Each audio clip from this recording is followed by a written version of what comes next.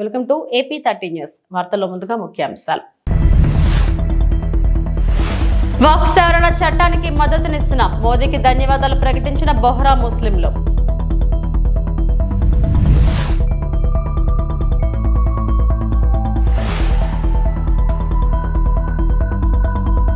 పాలకొల్లు పట్టణ మంత్రి డాక్టర్ నిమ్మల రామానాయుడు స్వర్ణాంధ్ర స్వచ్ఛాంధ్ర కార్యక్రమం.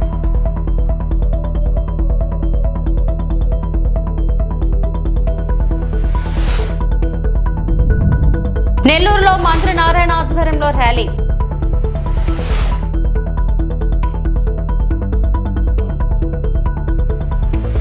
వక్ఫ్ సవరణ చట్టానికి మద్దతునిస్తున్నాం, మోడీకి ధన్యవాదాలు ప్రకటించిన బొహ్రా ముస్లింలు. వక్ఫ్ చట్టాన్ని తెచ్చినందుకు ప్రధాని నరేంద్ర మోడీకి దావూదీ బొహ్రా ముస్లింలు ప్రత్యేక ధన్యవాదాలు తెలిపారు. బొహ్రా ముస్లింలు ప్రతినిధులు ప్రధాని మోడీని తన అధికార నివాసంలో కలిశారు.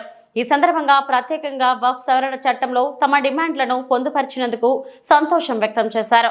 వక్ఫ్ సవరణ చట్టానికి తమ మద్దతు ఉంటుందని ప్రకటించారు. బొహ్రా ముస్లిం ప్రతినిధుల బృందంలో ఆ వర్గానికి చెందిన వ్యాపారవేత్తలు, వైద్యులు, నిపుణులు, విద్యావేత్తలు, ఇతర ప్రముఖులు కూడా ఉన్నారు. వక్ఫ్ బోర్డు తమకి సంబంధించిన ఆస్తులను ఎలా తప్పుగా క్లెయిమ్ చేసిందో వారు ప్రధాని మోడీకి సవివరంగా వివరించారు. इतने बिजी होने के बावजूद भी कान दे के सुनते हैं, ये बहुत खूबी है, शायद किसी में होती है. और मेरा जो एक्सपीरियंस है, ऐसे ही लोग प्राइम मिनिस्टर होते हैं.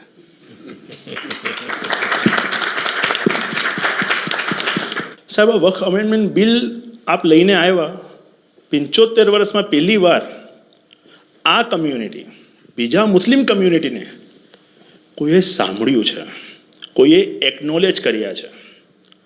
સાહેબ, मैं आपने एक वाक्य कहूँ. भिंडी बाजार में हमारो एक प्रोजेक्ट चाले है. हमारे प्रोजेक्ट में एक जगह है भिंडी बाजार के अंदर जो हमने 2015 में खरीदी. हम मालिक हैं, बहुत मेहनत से खरीदी. उस जगह को 2015 में लिया. 2019 में कोई नासिक का और अहमदाबाद का शख्स जाके बोलता है ये जगह वक्फ है. वक्फ तो वहाँ पे तो लोग रहते हैं, टेनेंट्स से दुकानें हैं. एक 700 स्क्वायर फीट जगह पे कोई नमाज पढ़ता होगा जो कम्युनिटी हॉल होता है. सब ये गवर्नमेंट ने एक्चुअली ये सारी चीज़ों पे वक्फ कर दिया है. वक्फ का मतलब अब रुक जाओ, ये नहीं चलेगा. बहुत ही महंगी जगह है और हमने बहुत मुश्किल से ली है. 2019 के अंदर कोई थर्ड पार्टी इसका कोई लेना देना नहीं है, वो जाके ये जगह को वक्फ कर देता है. तो सर, कानून में बदलाव तो लाना होगा. जैसे हम देखते आ रहे हैं कि गरीब महिलाएं हो, कम्युनिटी विमेन हो, ये अगर पैसा आवक हो रही है और कानून में बदलाव आ रहा है, उसका फ़ायदा कहीं ना कहीं पहुंचना चाहिए. तो ये सारे विजन जो गवर्नमेंट ने लिए हैं, दाऊदी बोहरा कम्युनिटी उसका बहुत सपोर्ट भी करती है. और आपसे बहुत शुक्रगुजार हैं हम इस चीज़ के लिए कि आपने हमें एक्नॉलेज भी किया. हमने इसके अंदर एक्सक्लूजन मांगा है. ముఖ్యమంత్రి చంద్రబాబు ఇచ్చిన ఆదేశాల మేరకు స్వర్ణాంధ్ర స్వచ్ఛాంధ్ర కార్యక్రమంలో భాగంగా పాలకొల్లు పట్టణ 30వ వార్డులో పారిశుద్ధ పనుల్లో మంత్రి డాక్టర్ నిమ్మల రామానాయుడు పాల్గొనడం జరిగింది. పట్టకాలు వెంబడి ఉన్న చెత్త చెదారం, వ్యర్థ పదార్థాల గుట్టలను స్వయంగా పారిపట్టి తొలగించడం జరిగింది. పారిశుద్ధ కార్మికులతో కలిసి వ్యర్థాలను ట్రాక్టర్లోకి ఎత్తిపోశాను. శుభ్రతపై అవగాహన పెంచడం, స్వచ్ఛతను జీవనశైలిగా మార్చడం లక్ష్యంగా ఏర్పాటు చేసిన కార్యక్రమానికి ప్రతి పౌరుడు అంకితమవ్వాలి. ప్రభుత్వ పరంగా అధిక ప్రాధాన్యతనిస్తూ విశేషమైన కృషి చేస్తున్న ప్రజల సహకారంతోనే స్వచ్ఛ కార్యక్రమం దిగ్విజయంగా అవుతుందని అన్నారు.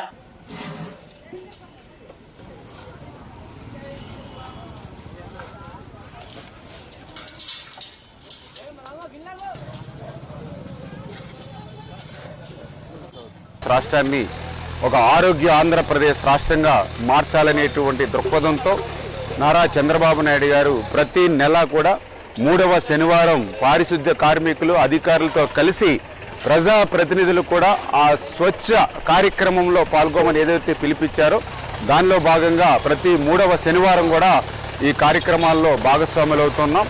అందులో భాగంగా ఈరోజు ఏదైతే మన పాలకొల్లు పట్టణ పరిధిలో ఉన్నటువంటి ఏదైతే త్రాగునీరు, సాగునీరు అందించేటువంటి కాలువ మీద ఏ విధంగా అయితే వ్యర్థ పదార్థాలు ఏదైతే ఇష్టానురీతిన ఇక్కడ తిష్ట వేశాయో వాటన్నిటినీ కూడా ఈరోజు పారిశుద్ధ కార్మికులతో కలిసి పార పట్టి గుణపం పట్టి మరి ట్రాక్టర్ల మీద ఆ యొక్క ఎగుమతులు చేసి మరి ఇవన్నీ కూడా క్లీన్ అండ్ గ్రీన్గా చేసేటువంటి ప్రక్రియలో భాగస్వాములయ్యాం.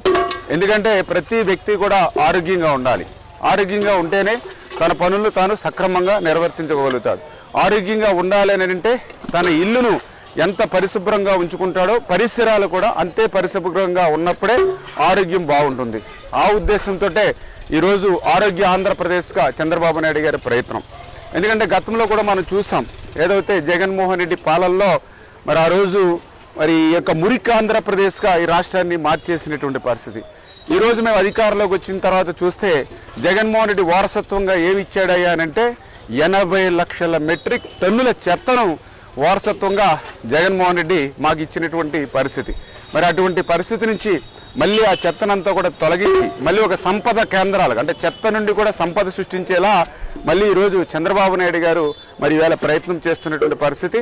ఆ రోజు ఏదైతే చెత్త మీద కూడా పన్నేసి చెత్త పాలన ఇచ్చినటువంటి జగన్మోహన్ రెడ్డి పాలనకు ప్రజలు చరమగీతం పాడినట్లుగానే ఈరోజు ఆ చెత్త పన్నును కూడా ఈ ప్రభుత్వం రద్దు చేసినటువంటి విషయాన్ని కూడా ఈ సందర్భంగా గుర్తు చేస్తూ భవిష్యత్తులో కూడా మరి అందరూ కూడా ఒక పట్టుదలతో ఒక కృషితో మళ్ళీ ఒక స్వచ్ఛ ఆంధ్రప్రదేశ్ ఒక ఆరోగ్య ఆంధ్రప్రదేశ్ లక్ష్యంగానే మేమందరం కూడా పనిచేస్తామని చెప్పి తెలియజేస్తాం. స్వచ్ఛాంధ్రలో భాగంగా నెల్లూరులో భారీ ర్యాలీ నిర్వహించారు.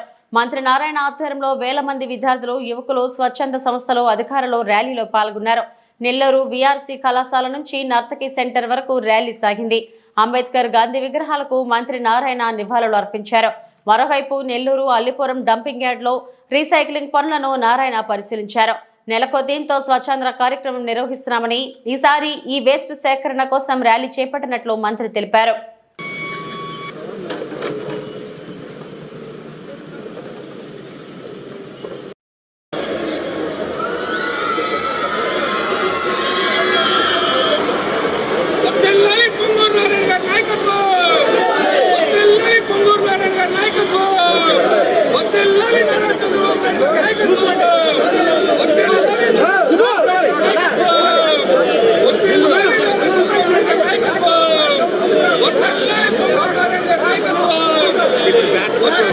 స్వచ్ఛ భారత్ ప్రియమైన విద్యార్థులకు కార్యకర్తలకు పుర ప్రముఖులకు వేదికను అలంకరణ ఇక్కడికి వచ్చిన అధికారులకు కార్పొరేటర్లకు మీడియా పర్సన్స్కు ఈరోజు స్వచ్ఛాంధ్ర ఎండి గారికి ఉన్నారు, అదే పొల్యూషన్ బోర్డు చైర్మన్ కృష్ణ గారికి ఉన్నారు. అందరికీ నమస్కారాలు. బాగా చేశారు. ఒక్కసారి మీ చేతిలో ఉండే ఆ ఈ వేస్ట్ ఫ్లెక్సీని పైకెత్తండి. అయితే అదే స్వచ్ఛాంధ్ర స్వచ్ఛ భారత్. భారత ప్రధాని కాగానే మొదటి అక్టోబర్ 2వ తేదీ ఈ స్వచ్ఛ భారత్ తీసుకొచ్చారు మన ముఖ్యమంత్రి గారు. మన రాష్ట్రంలో దానికి అనుగుణంగా స్వచ్ఛాంధ్రాన్ని తీసుకొచ్చారు. ఈ స్వచ్ఛాంధ్రలో ప్రతి నెల మూడవ శనివారం ఈ స్వచ్ఛాంధ్ర స్వచ్ఛ భారత్ కార్యక్రమం ఈ రాష్ట్రంలో ఉన్న 175 కాన్స్టిట్యున్సీలో మున్సిపాలిటీస్లో పంచాయతీలు జరుగుతుంది. ముఖ్యమంత్రి గారే స్వయంగా ప్రతి నెల 3వ శనివారం ఆయనే పార్టిసిపేట్ చేస్తున్నారు. అయితే ఈ నెల 3వ శనివారం వారు విదేశాల్లో ఉండటం వల్ల ఈ కార్యక్రమాన్ని రాష్ట్రంలో ఉన్న 175 కాన్స్టిట్యున్సీలో ఈరోజు ఎమ్మెల్యేలు, ఎమ్మెల్సీలు, ఎంపీలు, మంత్రులు, ప్రజాప్రతినిధులు ఏమాత్రం తగ్గకుండా చేస్తున్నారు. ఆ నేపథ్యంలో ఈరోజు నెల్లూరులో దాదాపు 5,000 మంది పైగా ఈరోజు విద్యార్థులు, కార్యకర్తలు, అధికారులు ఈ కార్యక్రమాల్లో పాల్గొన్నందుకు వారందరికీ నేను ప్రత్యేకంగా ధన్యవాదాలు తెలియజేస్తున్నాను. అంటే అందులో ముఖ్యమంత్రి గారు చెప్పినట్టుగా మన మనసు స్వచ్ఛంగా ఉండాలి, ఇల్లు శుభ్రంగా ఉండాలి, పరిసరాలు శుభ్రంగా ఉండాలి. పరిసరాలు శుభ్రంగా ఉంచే బాధ్యత మున్సిపాలిటీస్లో పంచాయతీలు. అందుకే నేను అధికారులు కూడా చెప్తుంటాను, ఫస్ట్ ప్రతి ఒక్కరికి సాలిడ్ వేస్ట్ ప్రతిరోజు ఇంట్లో నుంచి వచ్చే చెత్త ఎప్పటికప్పుడు క్లీన్ చేయాలి. ఇళ్లలో నుంచి వచ్చే వేస్ట్ వాటర్ ఏ రోజుకి ఆ రోజు క్లీన్ చేయాలి. రోడ్లు నీట్గా ఉండాలి, లైట్లు ఉండాలి, వర్షాకాలంలో నీళ్లు పోయేదానికి డ్రైన్స్ ఉండాలి. ఇలా 6 కార్యక్రమాలని అధికారులకు ప్రత్యేకంగా చెప్తుంటాను. వాటి తర్వాత మున్సిపాలిటీకి అనేక కార్యక్రమాలు ఉన్నాయి. వాటిలో పార్కులు, అదేవిధంగా కమ్యూనిటీ హాల్స్, ఇలా అనేక కార్యక్రమాలు. ఈరోజు ఈ రాష్ట్రంలో ఈ కార్యక్రమాలన్నీ చేయాలంటే 2014-19లో నేనే ఈ శాఖ మంత్రిని. అనేకమైన కార్యక్రమాలు చేశాను. కానీ 1924లో గత ప్రభుత్వం అన్నింటినీ వదిలేసింది. ఈ రాష్ట్రంలో ప్రతి ఒక్కరు తాగటానికి 135 లీటర్ల వాటర్ తయారు చేయడానికి ప్రజా ఆరోగ్యానికి కూటమి ప్రభుత్వం ప్రాధాన్యతనిస్తుందని వైద్య ఆరోగ్య శాఖ మంత్రి సత్యకుమార్ యాదవ్ అన్నారు. సత్యసాయి జిల్లా ధర్మవరంలో 51 మందికి 42 లక్షల రూపాయల విలువైన సీఎంఆర్ఎఫ్ చెక్కులను మంత్రి కార్యాలయంలో పంపిణీ చేశారు. సీఎం సహాయ నిధి ద్వారా ఇప్పటివరకు ధర్మవరం నియోజకవర్గంలో సుమారు 2.5 కోట్ల లబ్ధిదారులకు అందజేస్తామని తెలిపారు. అనారోగ్యంతో బాధపడేవారు ఎవరైనా ముందుగా ధర్మవరంలోని తమ కార్యాలయాన్ని సంప్రదిస్తే వారికి మెరుగైన వైద్య సేవలు అందేలా కృషి చేస్తామని మంత్రి అన్నారు. అనారోగ్యం బారిన పడి పేద దిగువ మధ్యతరగతి కుటుంబాలకు సంబంధించిన వారు వైద్యం ఖర్చు భరించలేక లేక అవగాహన లేకపోవడం వల్ల వారు ముందుగా వెళ్ళి ఖర్చు పెట్టడం, తర్వాత మా కార్యాలయానికి రావడం. ఇప్పటిదాకా గతంలో 1,95,00,000 ఇప్పటికీ అందజేస్తే ఇవాళ అదనంగా 42 లక్షలు తెలిసి 1.5 దాకా 2.5 కోట్ల దాకా ఇవ్వడం. 10 నెలల్లో ఈ సీఎం రిలీఫ్ ఫండ్ నుంచి కానీ లేదా లెటర్ ఆఫ్ క్రెడిట్ ద్వారా ఇవ్వడం జరుగుతుంది. నియోజకవర్గానికి కానీ లేదా జిల్లాకు సంబంధించిన వాళ్ళు ఎవరైనా ఇటువంటి ఇబ్బందులు వచ్చినప్పుడు, ఆరోగ్యకరమైన సమస్యలు వచ్చినప్పుడు ఆ కార్యాలయాన్ని సంప్రదిస్తే దానికి ముందుగా ఎన్టీఆర్ వైద్య సేవ కింద చేర్చి ఉచితంగా వైద్యం, నాణ్యమైన వైద్యం అందించడానికి అవకాశం ఉంది. లేకపోతే ఎల్ఓసి ద్వారా కూడా ఇవ్వడానికి అవకాశం. కర్నూలు జిల్లా ఎమికినూరు గత వైసీపీ ప్రభుత్వం చెత్తకు పన్ను వేస్తే కూటమి ప్రభుత్వం చెత్త నుంచి సంపదను సృష్టించి రాష్ట్రాన్ని ఆదాయం తీసుకొస్తున్నారని ఎమికినూరు ఎమ్మెల్యే డాక్టర్ బివి జయనాగేశ్వరరెడ్డి పేర్కొన్నారు. స్వర్ణాంధ్ర స్వచ్ఛ దివస్ కార్యక్రమంలో భాగంగా మున్సిపల్ కార్యాలయం నుంచి గాంధీ విగ్రహం వరకు విద్యార్థులతో ఎమ్మెల్యే ర్యాలీ చేపట్టారు. అనంతరం మహాత్మా గాంధీ విగ్రహానికి పూలమాలలు వేసి నివాళులు అర్పించారు. ఈ సందర్భంగా ఎమ్మెల్యే డాక్టర్ బివి జయనాగేశ్వరరెడ్డి మాట్లాడుతూ సీఎం చంద్రబాబు పిలుపు మేరకు ప్రధాని నరేంద్ర మోడీ నాయకత్వంలో స్వర్ణ ఆంధ్ర స్వచ్ఛ దివస్ వైపు ముందుకు పోతుందన్నారు. తడి పొడి చెత్త కాకుండా మీ ఇంట్లో ఉండే ఎలక్ట్రానిక్ చెత్తను సేకరించి మళ్లీ దాన్ని ఉపయోగించుకునేలా పునరుద్ధరణ చేసి కొత్త ఉత్పత్తిని తయారు చేసే విధంగా ప్రభుత్వం చర్యలు తీసుకుంటుందని తెలిపారు. ఈ కార్యక్రమంలో మున్సిపల్ కమిషనర్ గంగిరెడ్డి, పార్టీ కౌన్సిలర్లు, నాయకులు, కార్యకర్తలు, అధికారులు పాల్గొన్నారు.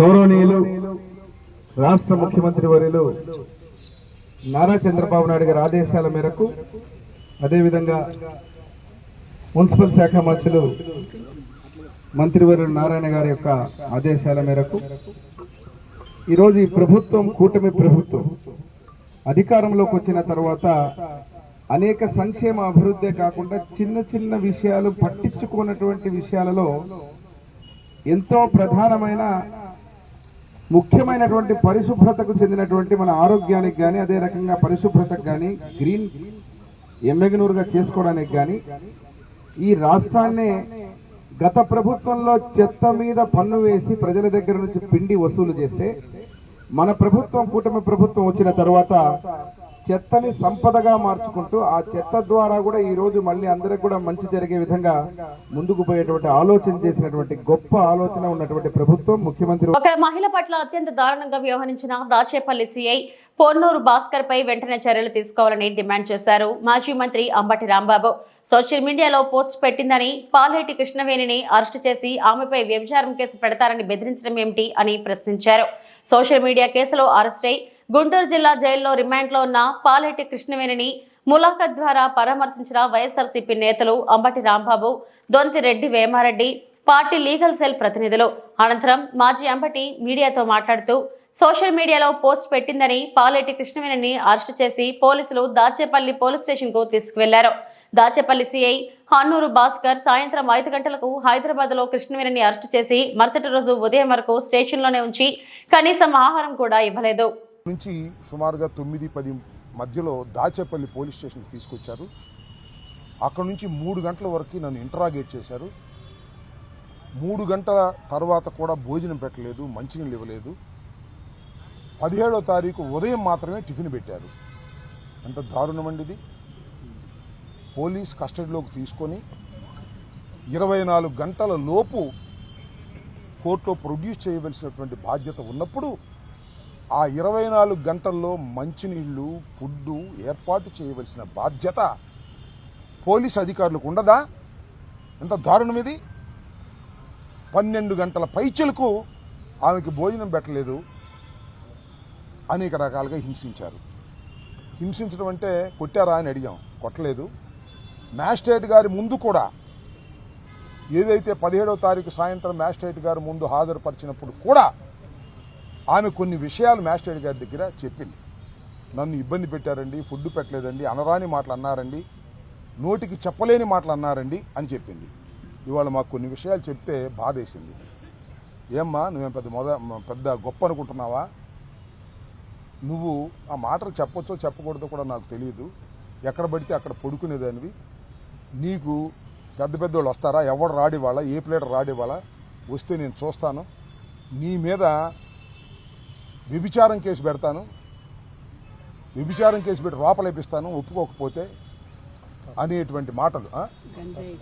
భర్త పిల్లల్ని కూడా కేసుల్లో ఇరికిస్తాను, జాగ్రత్త, గంజాయి కేసు పెడతాను అని సాక్షాత్తు station house officer CI Bhaskar రావుని బెదిరించే కార్యక్రమం చేశాడు. అంతేకాదు ఇంకా చాలా మాట్లాడినాడు. ఎవడొస్తాడు ఇప్పుడు? మహేష్ వచ్చి బొచ్చు మిగుతాడా? జగన్మోహన్ రెడ్డి వచ్చి బొచ్చు మిగుతాడా? These are the words used by the circle inspector of police Dachepalli.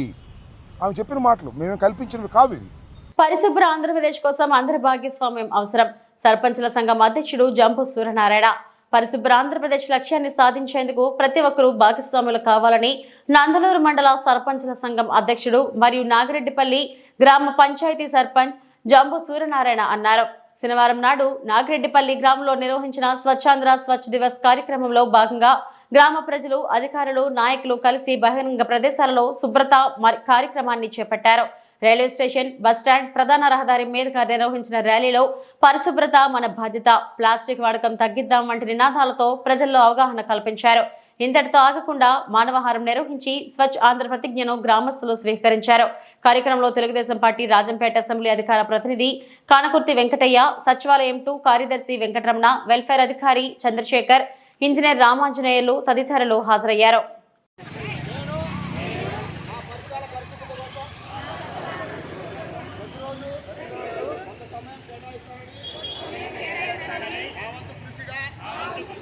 స్వచ్ఛత కార్యక్రమాల కొరకు సమాధానం చేసి పరిశుభ్ర ఆంధ్రప్రదేశ్ సాధించే సంకల్పానికి కట్టుబడి ఉంటానని ఈరోజు పరిశుభ్రత గురించి నేను వేసిన ఈ ముందడుగు ఆంధ్రప్రదేశ్ రాష్ట్రాన్ని శుభ్రపరచడంలో సహాయం చేస్తుందని నమ్ముతూ ఈ రోజు నుండి మా తోటి వారికి స్వచ్ఛతపై మరియు ఎలక్ట్రానిక్ వ్యర్థాలను సేకరించి వాటిని శాస్త్రీయంగా తొలగించడం, అవగాహన కల్పించడానికి ప్రయత్నిస్తామని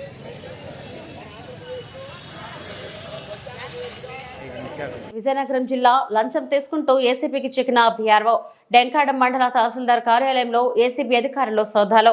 బొడ్డవలస పంచాయతీ వీఆర్ఓ శ్రీనివాసరావు లంచం తీసుకుంటుండగా ఏసీబీ అధికారులకు చిక్కారు. బొడ్డవలస గ్రామానికి చెందిన ఓ రైతు వద్ద నుంచి డబ్బులు డిమాండ్ చేయడంతో ఏసీబీ అధికారులను ఆశ్రయించిన రైతు ఫిర్యాదు మేరకు తహసీల్దార్ కార్యాలయంపై దాడులు చేయగా నగదు తీసుకుంటుండగా ఏసీబీకి చిక్కిన వీఆర్ఓ. తహసీల్దార్ కార్యాలయంలో కొనసాగుతున్న దాడులు.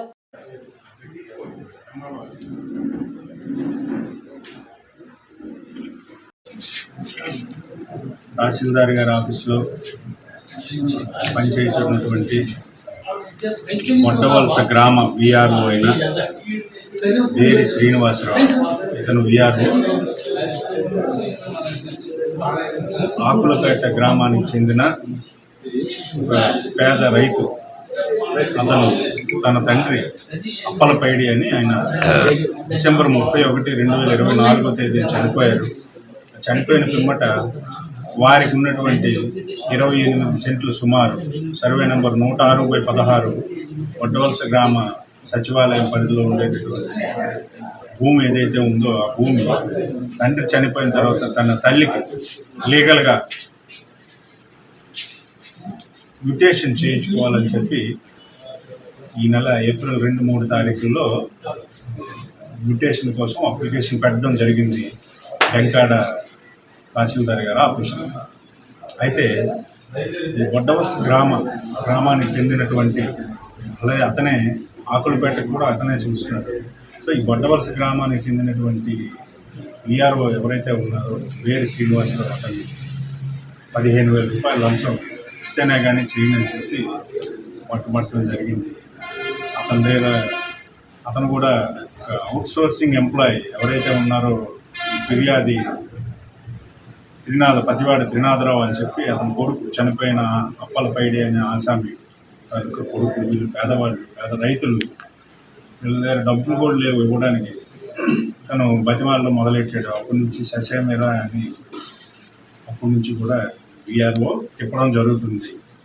ఇటువంటి పరిస్థితుల్లోని లంచం డబ్బులు ఇస్తేనే చేస్తాను, లేదంటే రిజెక్ట్ కొట్టేస్తాను మాటిమాటికి బెదిరించసాగాడు విఆర్ఓ. అంతటా అతను విసుగు చెంది లంచం డబ్బులు ఇవ్వడం ఇష్టం లేక మా ఏసీబీ వారిని నేను సంప్రదించడం జరిగింది. సంప్రదించిన మేర మేము రిపోర్ట్ని తీసుకొని వెరిఫై చేసి ఎంక్వైరీ చేసి ఈ సదరు విఆర్ఓ తాలూకా పనితీరు కానీ తర్వాత ఇంటిగ్రిటీ కానీ ఏం బాగోలేదని గుర్తించి ఈరోజు ఇమీడియట్గా 13,000 రూపాయల లంచం ఏదైతే ఉందో 13,000 రూపాయలు 15,000 నుంచి 13,000 తగ్గించాడు. అడిగితే బాగా అడిగితే అది కూడా ఇవ్వకపోతే రిజెక్ట్ చేసేస్తాను అన్నాడు. సో ఆ 13,000 కోసం ఫోన్ చేయడం, విసిగించడం మొదలుపెట్టాడు. డబ్బులు ఇవ్వడం ఇష్టం లేక లంచం డబ్బులు మా ఏసీబీ వారిని అప్రోచ్ అయ్యి ఇమీడియట్గా. చిత్తూరు జిల్లా పలమనేరులో ఎండాకాలంలో నీటి బాధలు ఉండకూడదు అనే భావనతో వేసవికాలం వస్తే చాలు నీళ్లకు ఇబ్బందులు పడేవాళ్లు పట్టణ ప్రజలు. గమనించిన అధికారులు 3 నెలల పాటు 30 లక్షల కాంట్రాక్టర్ని తెచ్చి నీటి సౌకర్యాన్ని కల్పిస్తున్నామని మున్సిపల్ కమిషనర్ రమణారెడ్డి తెలిపారు. కమిషనర్ మాట్లాడుతూ సరిగ్గా వర్షాలు లేనందున కౌండిన్య నది మరియు కాలోపల్లి రిజర్వ్ పైప్లో నీళ్లు లేనందున ఈ టెండర్ని పలమనేరు ఎమ్మెల్యే అమర్నాథ్ రెడ్డి తీసుకొచ్చి ప్రజలకు నీటి సౌకర్యం కల్పించారని మున్సిపల్ కమిషనర్ తెలిపారు. ఎద్దుల సంత వీధిలో ఉన్న సంపుకు ట్యాంకర్ల ద్వారా నీళ్లు తరలించి నింపుతున్నామని చెప్పారు. బోర్లని కూడా రీఫిల్లింగ్ చేయించి కొత్త బోర్ని ఏర్పాటు కూడా చేశామని తెలిపారు. పట్టణ ప్రజలకు విజ్ఞప్తి, మనకు ఈ వేసవిని దృష్టిలో పెట్టుకొని మనకు గత సంవత్సరం మార్చి నుంచి కౌండిన్య నదిలో కానీ అలాగే మనకు కాలువపల్లి రిజర్వాయర్లో కానీ నీళ్లు పూర్తిగా వర్షాలు లేక ఎండిపోవడం జరిగింది. దానివల్ల నీటి సమస్య ఏర్పడింది. ఇప్పుడు 3 రోజులకు ఒకసారి ఇస్తున్నాము.